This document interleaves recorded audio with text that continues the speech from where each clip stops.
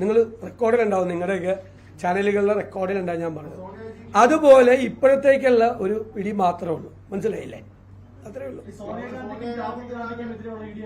അല്ല, ഞാൻ പറഞ്ഞല്ലോ, കോൺഗ്രസ് ഇതര ഗവൺമെന്റുകൾ ഉള്ള സ്ഥലത്തും അല്ല BJP ഇതര ഗവൺമെന്റുകളുള്ള സ്ഥലത്ത് എല്ലാവരെയും അവർ വേട്ടയാടുകയാണ്.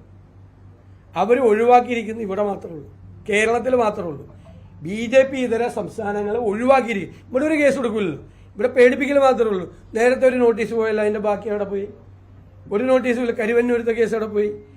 ഒരു കേസും ഇല്ലല്ലോ. ഇപ്പോൾ മുഖ്യമന്ത്രിക്കെതിരായി കേസുണ്ടായിരുന്നു, മകൾക്കെതിരായിട്ടുള്ള കേസുണ്ടായിരുന്നു, മകനെതിരായിട്ടുള്ള ഇത് വന്നു, ഒന്നും ഇല്ലല്ലോ.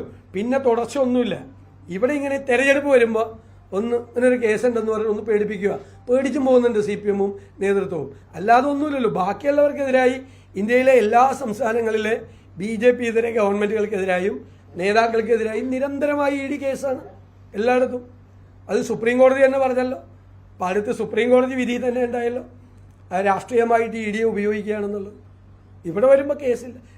ഞങ്ങളതുകൊണ്ടല്ലേ പറഞ്ഞത് ഗൗരവമായി എടുക്കുന്നില്ല EDയുടെ നോട്ടീസ്. ഇത് തെരഞ്ഞെടുപ്പ് കാലത്ത് ഭയപ്പെടുത്താൻ വേണ്ടിയുള്ള ഒരു കാര്യം മാത്രമാണ്. അതിൽ അഴിമതി നടന്നിട്ടുണ്ട്. ഏതിൽ? മസാല ബോണ്ടിന്റെ കാര്യത്തിൽ അഴിമതി നടന്നിട്ടുണ്ട്. 2150 കോടി എടുത്തിട്ട് 5 കൊല്ലം കൊണ്ട് 1045 കോടി, പകുതിയോളം തുക പലിശ കൊടുക്കേണ്ടി വന്നു. മാത്രമല്ല, എടുത്ത തുക 9.72% എടുത്ത തുക 6% പലിശ കിട്ടുന്ന ബാങ്കിൽ കൊണ്ടിട്ട്. ആലോചിച്ച് നോക്കി, 6% പലിശയ്ക്ക് കൊണ്ടിട്ട് അതിലെത്ര കോടി രൂപ നഷ്ടം വരുത്തി? എത്ര കോടി രൂപ നഷ്ടം വരുത്തി? വലിയ നഷ്ടമാണ് ഉണ്ടായിരിക്കുന്നത്. കാരണം അന്താരാഷ്ട്ര മാർക്കറ്റിൽ 1%-നും 1.5%-നും പണം വായ്പ ലഭിക്കും. ആ ലഭിക്കുമ്പോഴാണ് ഈ SNC